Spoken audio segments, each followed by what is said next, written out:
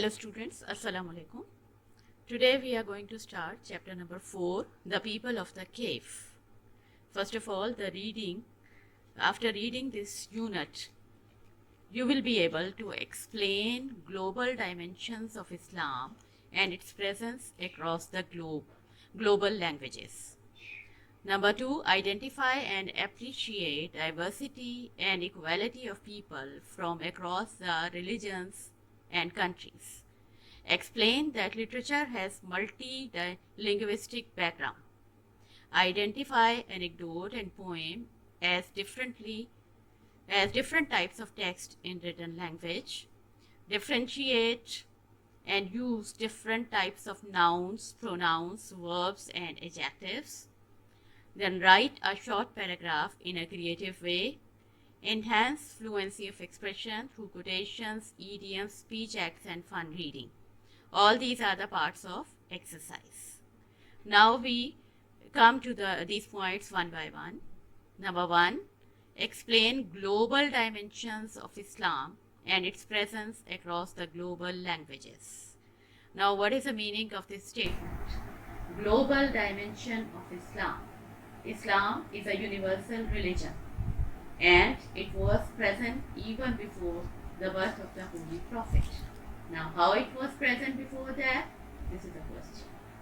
When the man came on this earth, then some people, they never worshipped idols, and they just have concept of oneness of Allah.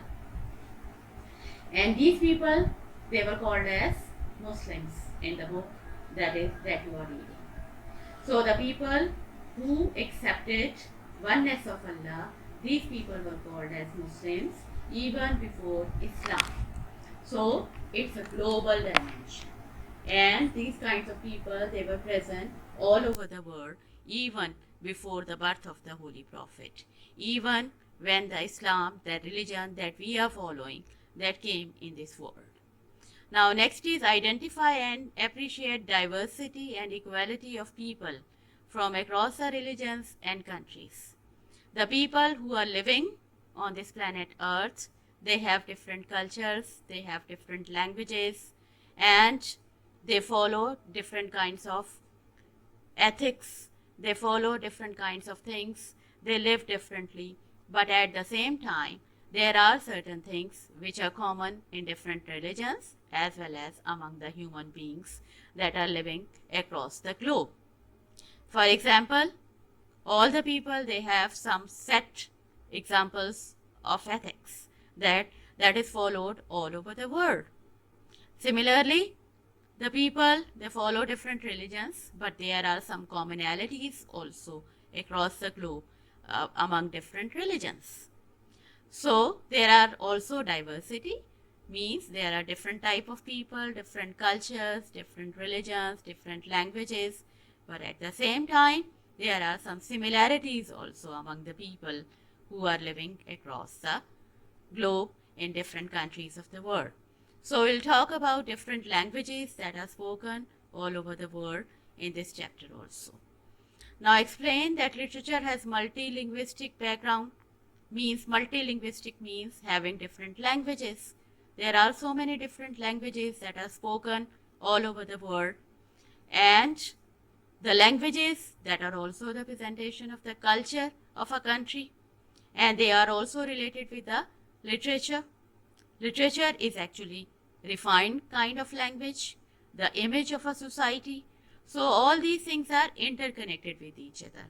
You can't separate linguistics and literature. The languages that are connected with the literature. Then we have identify anecdote. Anecdote means a short amusing story, as this one that is also there in your book. And then a poem, you already know that is a certain rhythm that is there, certain musicality that is there, certain thought that is there in a poem. And poem is obviously very much different from prose. We have already talked about the difference between prose and poetry in the first chapter. And these are very different kinds of text. Obviously in this unit, there is an anecdote, there is an incident, there is a story of the people of the cave, and at the same time there is a poem also that is included in this unit. Then differentiate and use different types of nouns, pronouns, verbs and adjectives as is there in the other chapters also. Different items of grammar that are also there, that are also included in this unit. Then obviously the creative writing, a paragraph in a creative way that you will write. Then how to enhance the fluency of expression by different means. For example, by fun reading, by the use of quotations, by the use of idioms, by the dialogues. All these things are also there in this unit. This was a short introduction of the unit. Then we come to the pre-reading exercise. Have you read or heard any story from the Noble Quran? Share with your class. Yes, you might have read about different stories that are there in Quran. There are certain stories that are there in Quran. These are called as Qasasul Quran. You might have read about that. Then we come to the pre-reading exercise. That is, have you read or heard any story from the Noble Quran? Share with your class. Yes, there are certain stories that are there in Quran. This is called Qasasul Quran. For example, the story of Adam and Eve, Hazrat Adam and Hawa. And similarly, the story of Moses and the story of the Joseph. All these are in Quran. Similarly, the story of the people of cave, that is called Ashab-e Kahf. There is also a surah in Quran that is called Surah Kahf, in which the story of these people that is written. The same kind of stories are also there in Bible and the other holy books also.